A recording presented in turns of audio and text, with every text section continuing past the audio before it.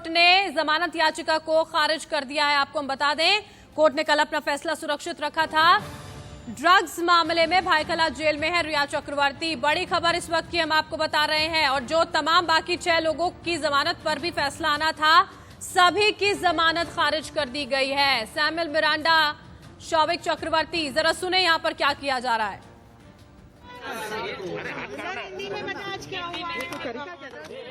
आज कोर्ट के सारी बड़ी खबर इस वक्त की हम आपको बता रहे हैं। देखिए, रिया चक्रवर्ती की जो जमानत याचिका है उसको खारिज कर दिया गया है सेशंस कोर्ट की ओर से।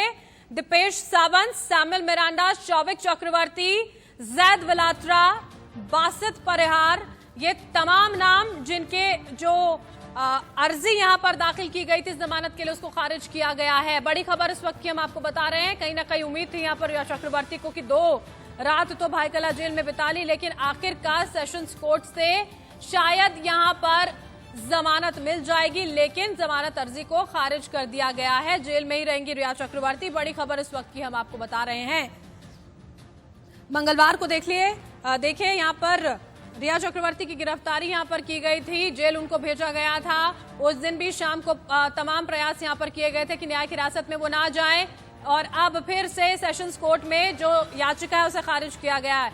उर्वशी खोना हमारी सहयोगी जुड़ चुकी है हमारे साथ। उर्वशी, किन आधारों पर, क्या कुछ कहकर यहाँ पर कोर्ट की ओर से जमानत याचिका को खारिज किया गया है? अब तक के डिटेल्स नहीं आए हैं, पर हाँ ये बताया गया है कि किस तरह से 6 के 6 जो एप्लीकेशन से उन्हें रिजेक्ट कर दिया गया है। यानी कि रिया चक्रवर्ती, शौविक चक्रवर्ती, सैमुअल मिरांडा, दीपेश सावंत और साथ ही में जैद और बशिश परिहर, इन 6 के 6 लोगों के बेल रिजेक्ट हो गए हैं। हम अगर देखें और बात करें कि कौन से आधार पर, तो डिटेल जो ऑर्डर कॉपी है वो आना बाकी है। पर हाँ, एनसीबी ने लगातार कहा है कि किस तरह से ये कोई एक सीमित इतना सा ही हम कह सकते हैं कि सर्कल नहीं है। ये सर्कल बहुत ही डीप है, डेप्थ है इस सर्कल में, और उसी डेप्थ को जानने के लिए जो है और ज्यादा दिन लगेंगे। सिर्फ जुडिशियल कस्टडी ही नहीं, और ज्यादा दिन ऑफ जुडिशियल कस्टडी लगेगी, और अगर बेल मिल गई तो ये हैम्पर कर सकती है एविडेंस को लेकर। इसलिए जो है हम देखते हैं कि किस तरह से कहीं ना कहीं ये बेल रिजेक्ट कर दी गई है। अब कहते हैं कि ये सारे जो 6 लोग थे, उन्होंने बार बार कहा कि करण अरोरा को, जो कैजान इब्राहिम को क्योंकि बेल मिली है तो इसलिए बाकी सबको भी मिलनी चाहिए, क्योंकि उनका रोल कहीं ना कहीं इतना ज्यादा स्ट्रांग नहीं है। पर अगर हम देखें और बात करें तो ये इस तरह से बताया जाता है कि आज एनसीबी ने एक फाइल किया है, recall on bail application file किया है, जिसका मीनिंग जो कैजान इब्राहिम है उसकी बेल को कैंसिल कर दिया जाएगा। तो जब ये एक बहुत बड़ा बेस था, उस बेस को जो है एनसीबी ने रिकॉल कर वो साइड में कर दिया।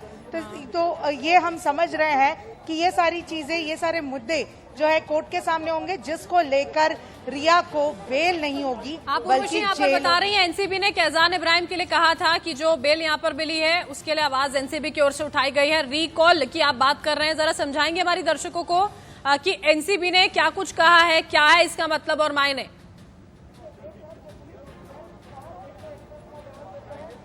एनसीबी ने बार बार बताया है कि हर कोई पर्सन जो अरेस्टेड है, उनका खुद का एक रोल है, वो अपने आप उस रोल में बहुत ही इम्पोर्टेंट है। फिर क्यों ना वो रिया चक्रवर्ती हो, शौविक चक्रवर्ती हो या दूसरे कोई हो। उन्होंने ये भी बताया है कि अगर सीजर हुआ है या नहीं ये डिटेल नहीं है, पर अगर सीजर नहीं भी हुआ है फिर भी उनका एक रोल था, और ये कमर्शियल लेवल पर ड्रग्स को लेकर इधर उधर करते थे, कोई नॉर्मल सीमित लेवल तक नहीं था। ये एक बहुत ही कमर्शियल सिंडिकेट, ड्रग सिंडिकेट था।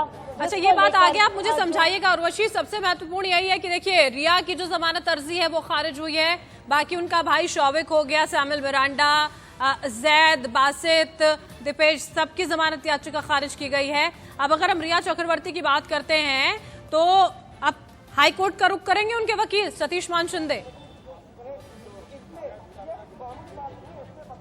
बिल्कुल बिल्कुल ये ही एक बेस्ट ऑप्शन होगा अभी फिलहाल रिया चक्रवर्ती के साइड से और वहीं दूसरों के साइड से भी, क्योंकि अब अभी एक दीपेश सावंत के लॉयर थे यहाँ पे, उनसे जब हमने बात करने की कोशिश की तो उन्होंने भी बताया बिल्कुल वो हाई कोर्ट में अब अप्रोच करेंगे, क्योंकि देखिए रिया चक्रवर्ती की तो बेल ये दूसरी बार रिजेक्ट हुई है।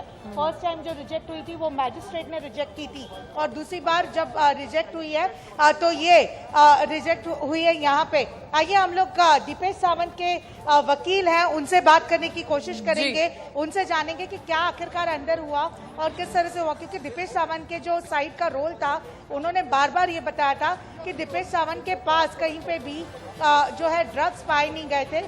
दीपेश सिर्फ एक पार्सल को इधर से उधर करता था, दीपेश को नहीं मालूम था कि ये ड्रग्स का इन्वॉल्वमेंट है या ड्रग्स है इसमें, जिसको लेकर कई सवाल खड़े हुए। तो अब जिस तरह से ये बेल रिजेक्ट हुई है, हम बात करने की कोशिश करेंगे दीपेश सावंत के वकील से। इनफैक्ट अंदर और भी फिलहाल डिक्टेशन एंड प्रॉपर ऑर्डर बाकी है। मेरे साथ दीपेश सावंत के वकील आइए, इनसे बात करते हैं। सर ये बताएं कि क्या एग्जैक्टली ऑर्डर में आया है बाहर और क्या सारी चीजें आज कोर्ट में? बता नहीं सकता क्या बाहर आया क्योंकि reasoning order is yet to come, it has not come yet. We have been only informed that all the bail application 6 of the 6 bail applications have been rejected for now. Nothing reasoning order has been given. We are waiting for the order to come.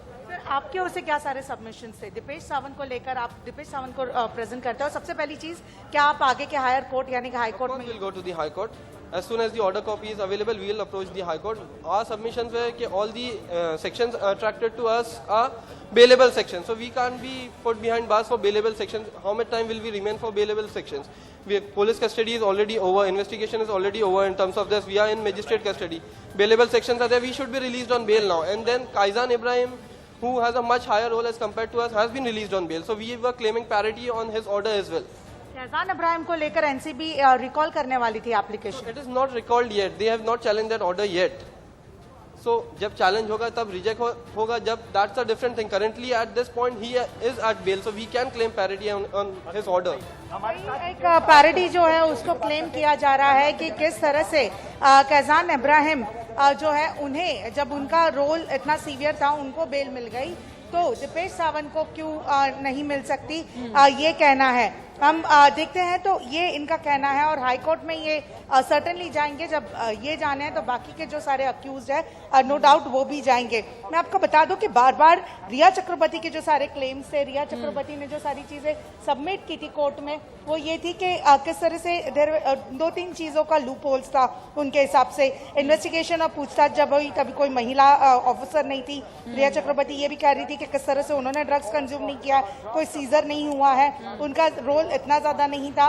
और सबसे important चीज जो रिया चक्रवर्ती ने कल अपने submission में की वो ये था कि जो भी स्टेटमेंट्स रिया चक्रवर्ती ने दी है वो फोर्सफुली यानी कोअर्जन के अंडर दी है, फोर्सफुली दी गई है, ऐसा इनका कहना है। तो ये एक सबमिशन रहा है।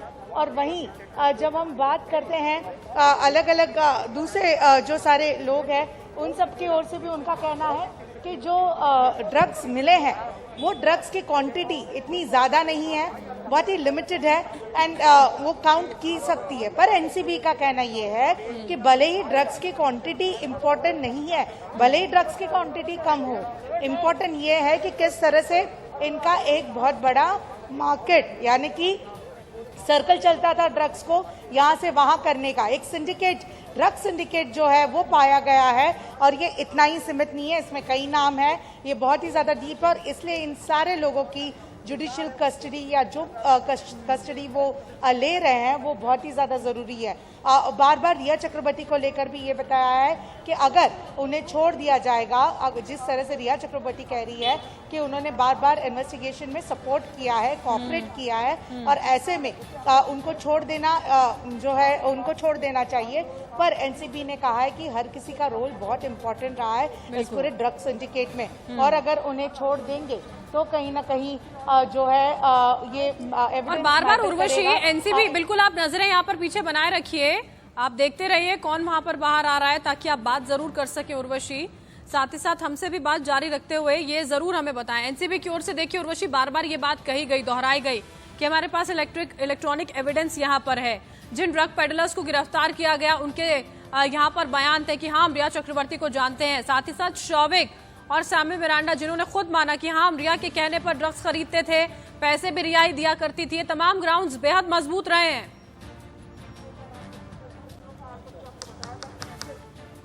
यस, अगर हम देखें तो ये सारे जो फैक्ट्स है, ये सारे जो इलेक्ट्रॉनिक एविडेंसेस है और जो चीज़ें बाहर आई है, ये अपने आप में बहुत इंपॉर्टेंट रोल प्ले करती है। अब वो जो एविडेंसेस की बात करते हैं, जहाँ पे अलग दूसरे एविडेंसेस है, ये चैट्स बाकायदा कहती हैं कि किस तरह से ड्रग्स को लेकर यहाँ से वहाँ सारी चीज़ें हुई हैं। और ये रिया चक्रवर्ती के कहने पर, इनफैक्ट रिया चक्रवर्ती किस तरह से जो है उसे सैमुअल मिरांडा के द्वारा जो है मंगवाती थी, जीपे किया करते थे शोविक चक्रवर्ती को जो भी लोग ड्रग्स लेते थे। और बाकायदा ये चैट्स है जिधर शोविक चक्रवर्ती कहते हैं कि अगर आपको कहीं ना कहीं कुछ चाहिए तो इस पर्सन को फ़ोन करिए, जैद को फ़ोन करिए, अगर आपको कुछ और चाहिए तो किसी और को फ़ोन करिए। इस तरह से जो तो देखिए, कुल मिलाकर बात यह है यहाँ पर उर्वशी कि जो भी दलीलें यहाँ पर सतीश मान शिंदे की ओर से तमाम इन आरोपियों की ओर से कोर्ट में दी गई है, नहीं मानी है कोर्ट ने। और अब से थोड़ी देर में हमें इंतजार करना होगा कि जो फैसले की कॉपी है वो यहाँ पर आए, ताकि ये पता चल सके कि आखिर कौन कौन सी अहम मुख्य बातें हैं जो कोर्ट की ओर से कहीं यहाँ पर गई हैं। उर्वशी, लगातार आप नजरें बनाए रखिएगा, हम आपसे फिर से तमाम जानकारी यहाँ पर लेंगे। अभी